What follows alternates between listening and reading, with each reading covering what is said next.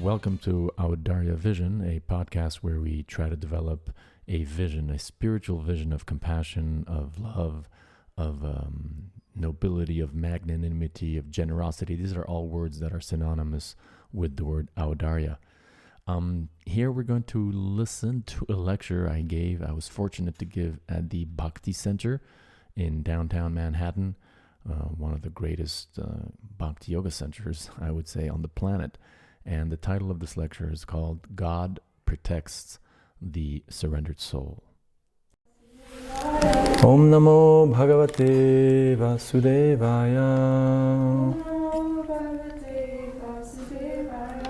Om Namo Bhagavate Vasudevaya.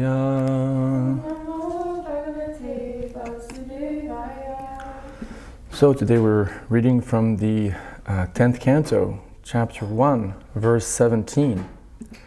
And it's interesting because right now, like, we're starting. If you know your Krishna book, the first sentence of the Krishna book, volume 1, right, chapter 1. Once the world was overburdened by the unnecessary defense force of different kings who were actually demons but were posing themselves as the royal order. That's the first sentence of Krishna book. So that first sentence of Krishna book corresponds to this Srimad Bhagavatam 10.1.17 verse today. So I'll just read the Sanskrit, right? And then the translation and Prabhupada's purport, correct? Okay. Bhumi dripa nripa vyaja daityanika shatayutai akranta bhuri bharena brahmanam sharanam yayo. Srila Prabhupada's translation for this verse. I hesitate because, Prabhupada didn't translate the whole 10th canto, but this is at the very beginning, so this was translated by Prabhupada. Translation. Once, when Mother Earth was overburdened by hundreds of thousands of military phalanxes of various conceited demons dressed like kings, she approached Lord Brahma for relief. I'll read it again. Once, when Mother Earth was overburdened by hundreds of thousands of military phalanxes of various conceited demons dressed like kings, she approached Lord Brahma for relief. And Srila Prabhupada's purport. When the world is overburdened by unnecessary military arrangements, and when various demoniac kings are the executive heads of state, this burden causes the appearance of the Supreme Personality of Godhead. As the Lord says in the Bhagavad Gita, Yada yada hi dharmasya glanir bhavati bharata adbhutanam adharmasya tadatmanam srijamyaham. Quote, whenever and wherever there is a decline in religious practice, O descendant of Bharata, and a predominant rise of irreligion, at that time I appear myself. Unquote. When the residents of this earth become atheistic and godless, they descend to the status of animals like dogs and hogs, and thus their only business is to bark among themselves. This is dharmasya glani, deviation from the goal of life. Human life is meant for attaining the highest perfection of Krishna consciousness, but when people are godless and the presidents or kings or CEOs of big corporations are unnecessarily puffed up with military power, their business is to fight and increase the military strength of their different states. I can't help but, now, Prabhupada, you'll see in this purport, Prabhupada is very much sort of condemning over the top, government power. But if Prabhupada was here, perhaps he would make the same remark regarding, the overpowering power that big corporations have on us today. So continuing with Prabhupada's statement, nowadays, therefore, it appears that every state is busy manufacturing atomic weapons to prepare for a third world war. Such preparations are certainly unnecessary. They reflect the false pride of the heads of state. A small little parenthesis anecdote you may not know, Ravindra Suruprabhu tells the story of how he would hear in the early days, Prabhupada often, sort of predict or speak about an upcoming Third World War. You see it in the database, but then Prabhupada sort of stopped talking about that. So Ravindra Swarup Prabhu says he asked Prabhupada's secretary at the time, like, can you ask Prabhupada, like, what's the update, or why did you? And then Prabhupada apparently told that secretary who told Ravindra Swarup Prabhu, Krishna changed his mind. Interesting. The real business of a chief executive is to see to the happiness of the mass of people by training them in Krishna consciousness in different divisions of life. Chaturvarnyam mayashrishtam guna karma vibhagasha from Bhagavad Gita 4.13. A leader should train the people as Brahmins, Kshatriyas, Vaishyas, and Shudras and engage them in various occupational duties, thus helping them progress toward Krishna consciousness. Instead, however, rogues and thieves in the guise of protectors arrange for a voting system, and in the name of democracy, they come to power by hook or crook and exploit the citizens. Even long, long ago, asuras, persons devoid of God consciousness, became the heads of state, and now this is happening again. The various states of the world are preoccupied with arranging for military strength. Sometimes they spend 65% of the government's revenue for this purpose. But why should people's hard-earned money be spent in this way? Because of the present world situation, Krishna has descended in the form of the Krishna consciousness movement. Ki Jai. This is quite natural, for without the Krishna consciousness movement, the world cannot be peaceful and happy.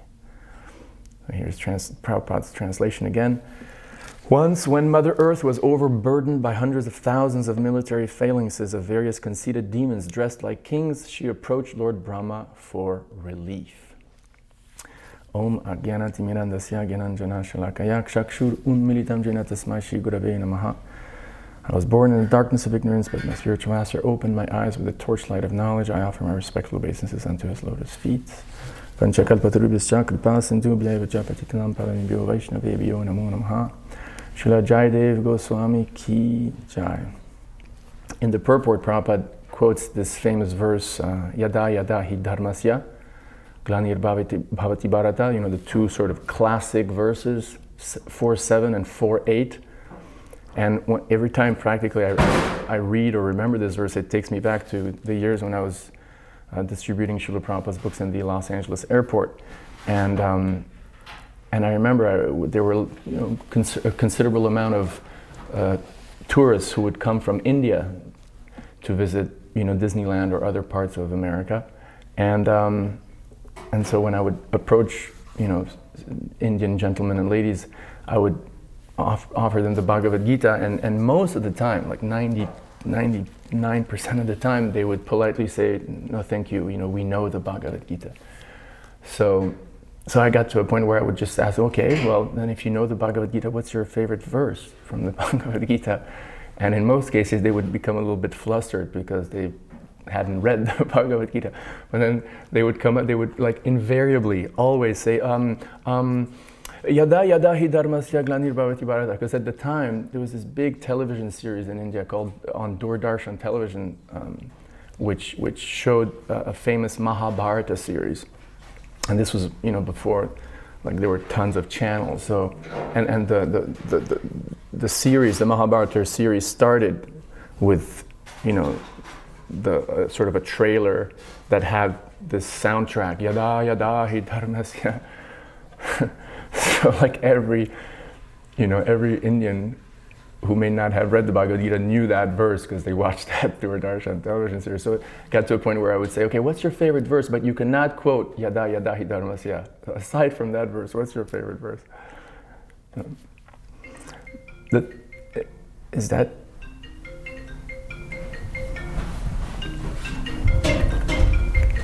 I'm not sure. Sorry, I think that's good. It's all good. So basically the theme of the class today, the title is as we can see from the verse and how this whole Bhagavatam 10th canto starts with Krishna's Leela. And as Prabhupada quotes in the purport, Krishna protects his devotees. That's basically it. Krishna protects his devotees in reciprocation with their, appeal. That's the whole conclusion. That's the whole essence here.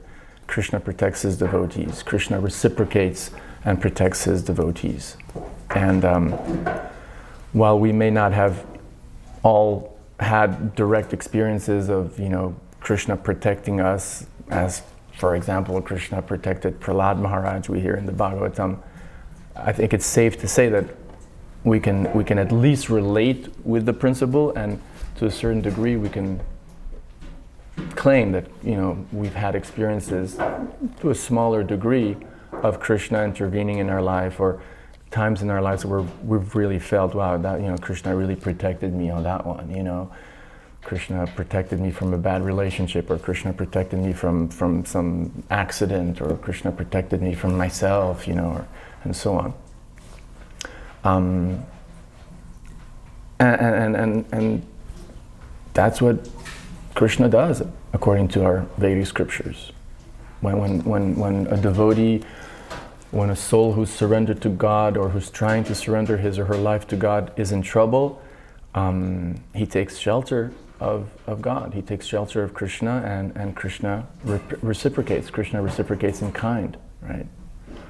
And these two verses, this 4:7 and 4:8, encapsulate this point very, very well, and at the same time bring in this beautiful component of our theology, which is the avatar theory, the notion of God coming personally to protect us.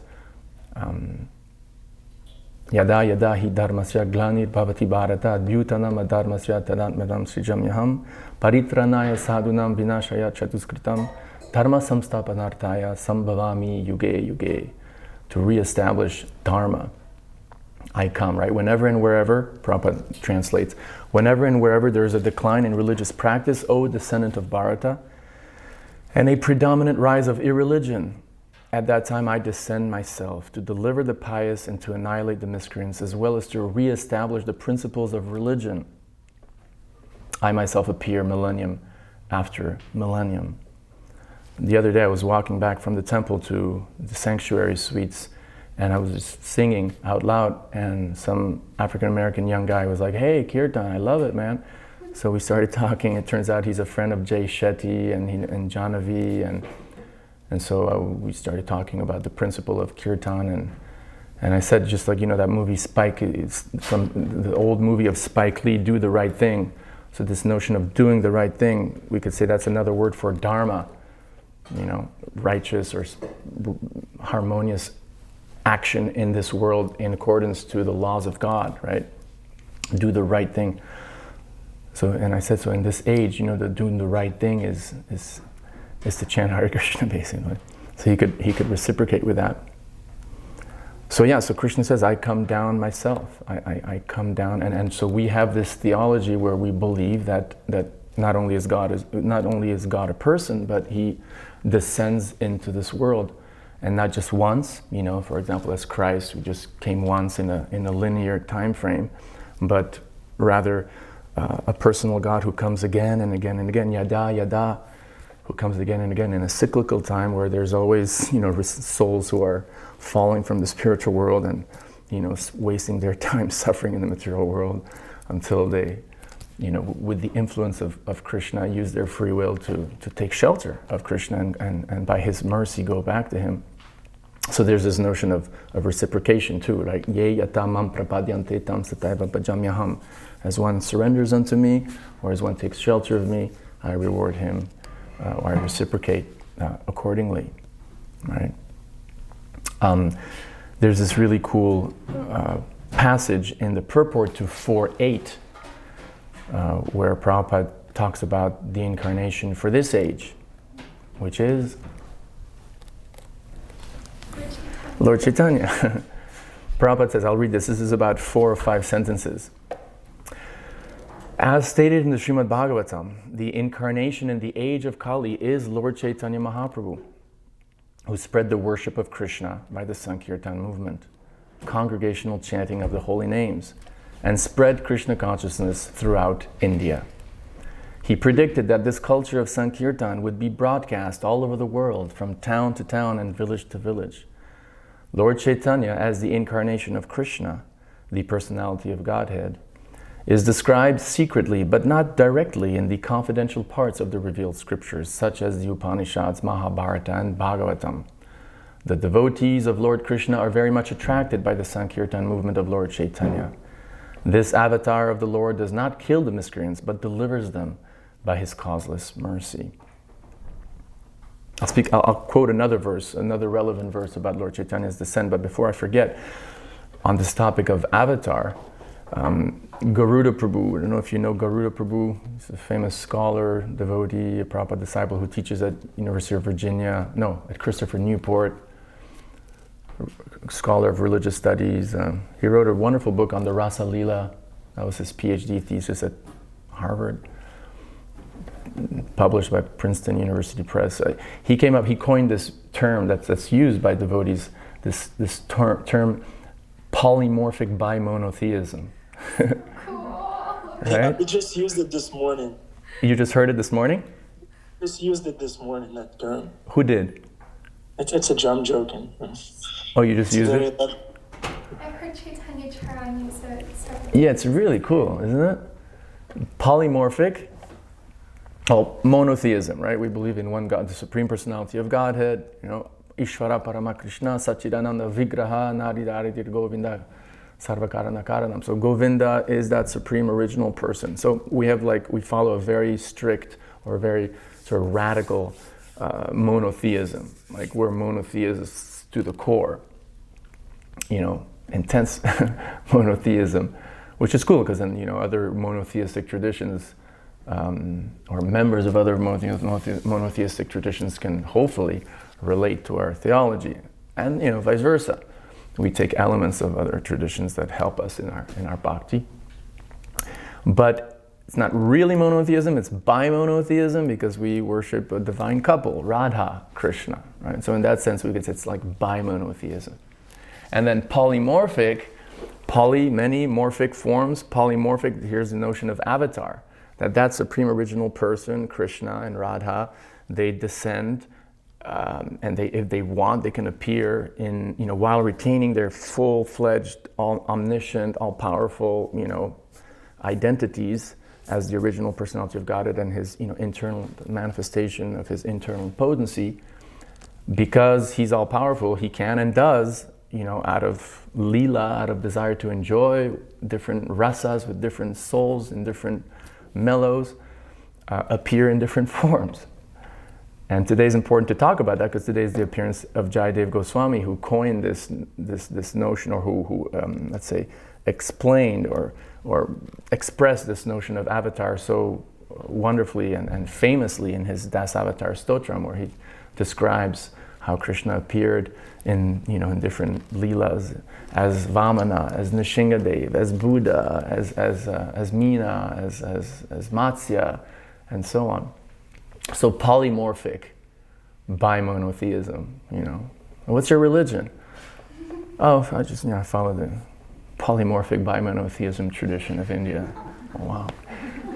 I think there's a Prabhupada several times says, right, in Kali Yuga, if you speak really like flowery words, people are really impressed. And it's true, like you go to a philosophy department, there's these like philosophers, you don't even understand what the hell they're saying. Wittgenstein or something like that, for example. And like, scholars of these big philosophers are proud that like they can understand, 10% of what the guy said. And, oh, well, yeah, he must be really, really erudite. So I guess riding that wave, we can, we do want to gain credibility for the sake of Lord Chaitanya, for the sake of Krishna in this world. So this notion of polymorphic bimonotheism sort of kills, sorry for the analogy, but kind of kills two birds with one stone.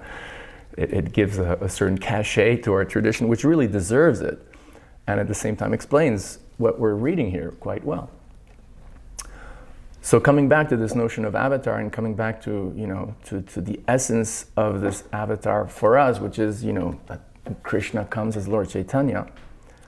I'd like to read one famous verse from the Bhagavatam, which Prabhupada actually refers to in the purport.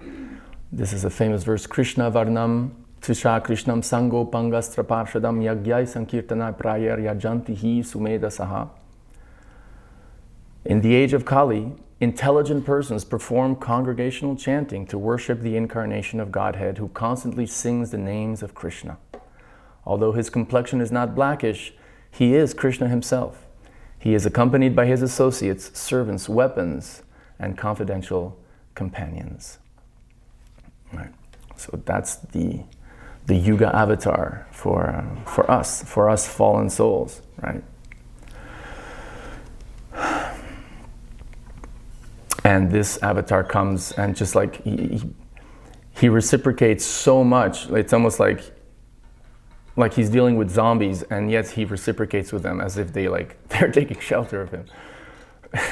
In the sense that, our scriptures describe that Lord Caitanya just gives Krishna prema, just gives love of God, just gives, salvation and redemption and love of God without people even asking.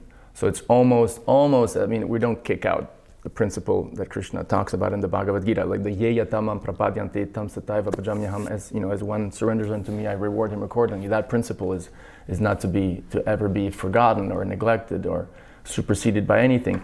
At the same time, though, in a sort of a simultaneous fashion, we have this avatar of Lord Caitanya who's just like extremely kind, and it's almost like, even if you don't reciprocate or even if you don't take shelter, he'll still like, here, take the mercy, take the mercy, take the mercy. So that's the avatar for this age, A small little parenthesis, because we are dealing with this verse. There's the Sanskrit passage, a Sanskrit term, akranta, which is overburdened, and nripa vyaja, or this notion of demoniac people posing as kings, right? It's an interesting small little theme to just develop a little bit.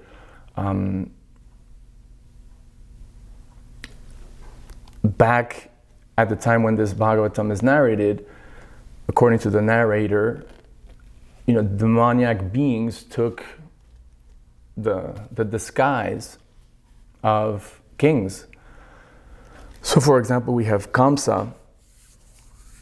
The history of Kamsa is that he's a big demon. He's a big Rakshasa, and yet he appears as a probably very handsome, very elegant, very powerful, king, disguised as a king, and yet he's a Rakshasa.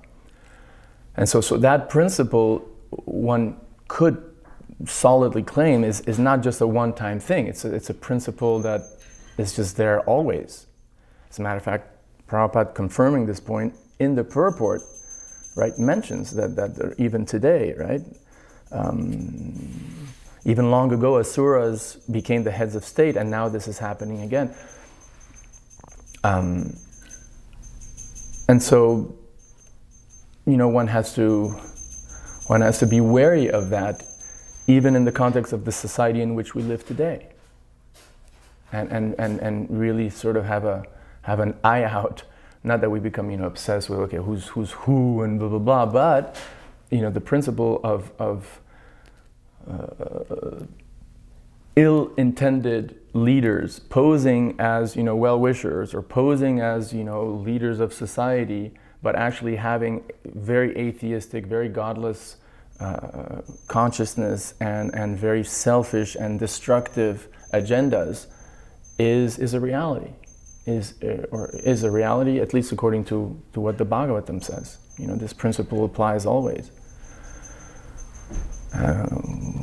We live in a historical period where there's a lot of duality about leadership, and the current crisis that we've been experiencing worldwide for a few years. And I was going to say, there's a good chunk of T-shirts and paraphernalia out there, for example, saying arrest Fauci, to be to be relevant, or to speak of current affairs. So without getting into the topic, because that's not what we're supposed to talk about while sitting on the Vyasasana, we do have practical applications of our philosophy, and some may make a connection between what's spoken of right here in this verse about leaders who are actually demoniac in nature, but disguising as well-wishers of society and disguising themselves as kings, but actually doing detrimental and abusing and hurting innocent citizens could be of a relevant. There could be a relevant connection here, right? Unfortunately. So, how long until we have until what time? 8? Until 8. Until 8. So to wrap up. We can pause for questions and reflections. Okay, let me just finish before, if that's okay. Wanted to say just a couple more things, just a couple more sentences. Is that okay? Yeah, I guess so. So the point is, how does that relate to us and to you? Well, the point is, no matter what the situation is, whether you're living 5,000 years ago or in 2022 in New York City, no matter what situation you find yourself in, you have to take shelter of Krishna. You have to take shelter of the holy name. Who is Krishna? You have to take shelter of the message of the Bhagavat, as Raghunath Prabhu, in one of his famous songs in his early shelter years, there's a song called Message of the Bhagavat. You've heard his early shelter music? I've got the message of the Bhagavat. I used to love that song. As a brahmachari, would go to the airport to this program, would listen to this song.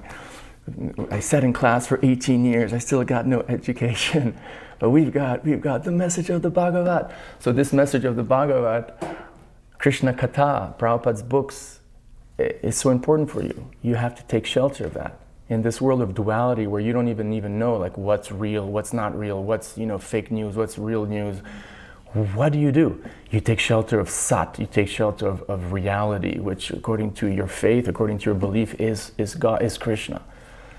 So you take shelter of that holy name. You have to take shelter of that holy name on a daily basis, and you have to fuel that taking shelter of the holy name with hearing Krishna Katha, and hence the importance of hearing Prabhupada's lectures or hearing lectures of devotees that you really like and reading the Bhagavatam, because doing that fuels your practice of the Yuga Dharma, fuels your desire and the quality of your japa and the quality and your enthusiasm to participate in kirtan. And that's the Yuga Dharma. That's what Lord Chaitanya came to give, right?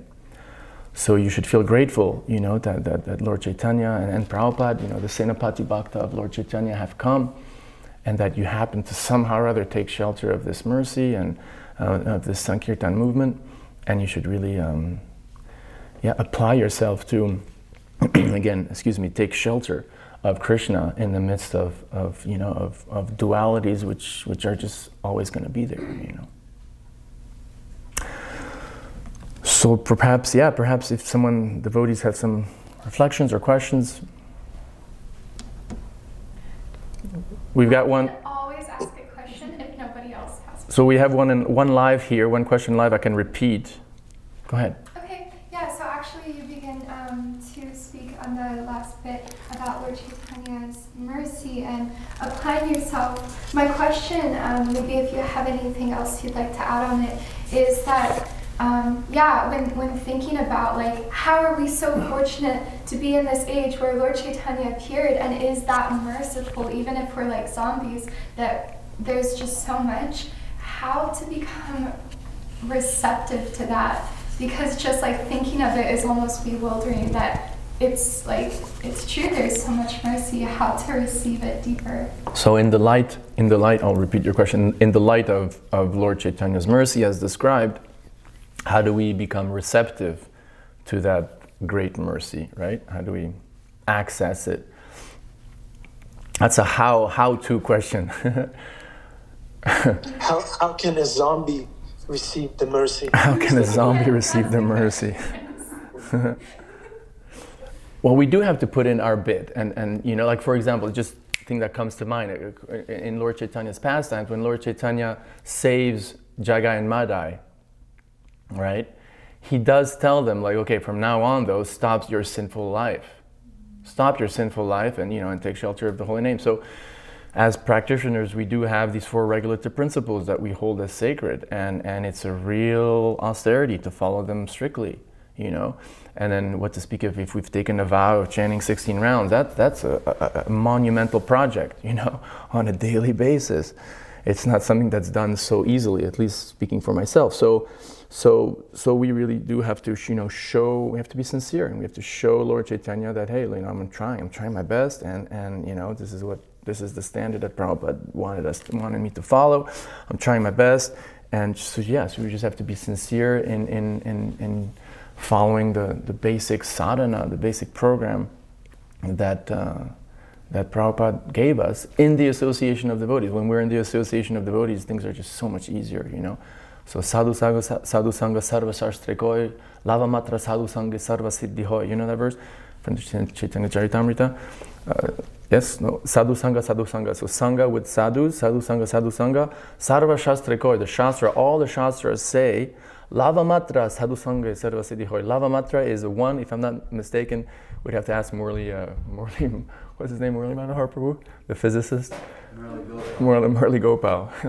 I think it's 1/11 of a second, if I'm not mistaken. A lava matra. So 1/11 of a second. So even if you get 1/11 of a second association with the sadhus, sarva siddhi. Siddhi means perfection. Sarva, all. Hoi is obtained. So all perfection is obtained even by 1/11 association, time of association with the devotee, with the sadhu. So how important sadhu sangha is, and hence, the notion of sankirtan. So just get your butt, get your butt in the kirtan, or get your butt out of bed and chant Hare Krishna. And Any other questions or comments? Just a reflection. Hare Krishna, Hare Bol. Hare Bol. Actually, I'm sorry, not a reflection. I just wanted to contribute. What a wonderful class. Hare Krishna. All glories to Prabhupada. Thank you. All glories to Prabhupada. Oh, thank you. Hare Krishna. Double all glories to Prabhupada. Anyone else? Hare Krishna. Hare Krishna, Tina. So nice to see you, and welcome to New York. Thank you. You live in the temple room.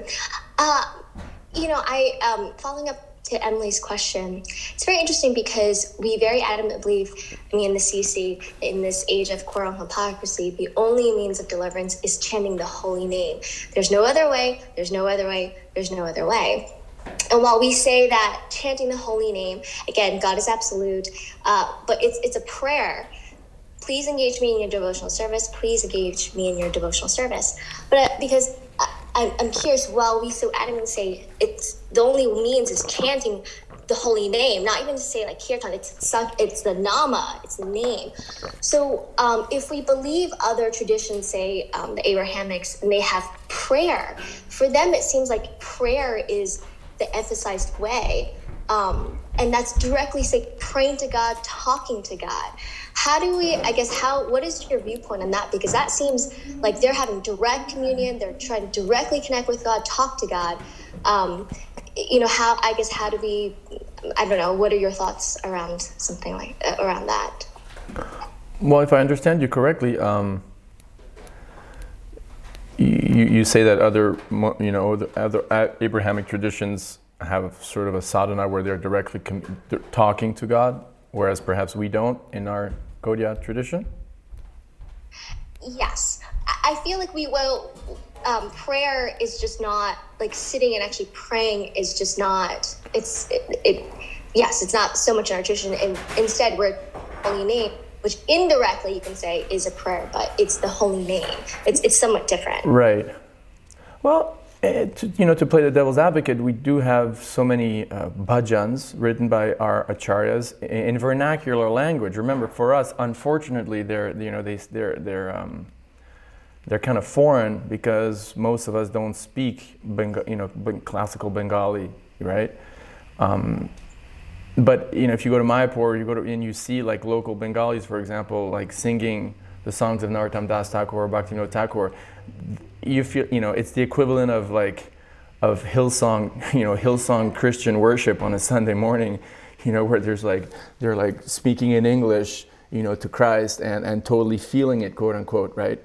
So that, this whole notion of translating and having our liturgy in local language is a really important topic, and perhaps that's what we'll see in future decades and centuries, and probably there'll be debates. No, there'll be some who really want the equivalent of we keep our liturgy in Latin, so Sanskrit and Bengali, and others will be like, no, let's just do it in Spanish. Or for example, there was unfortunately the leader had some difficulty, but there was this South American sort of splinter group from ISKCON called the Vrinda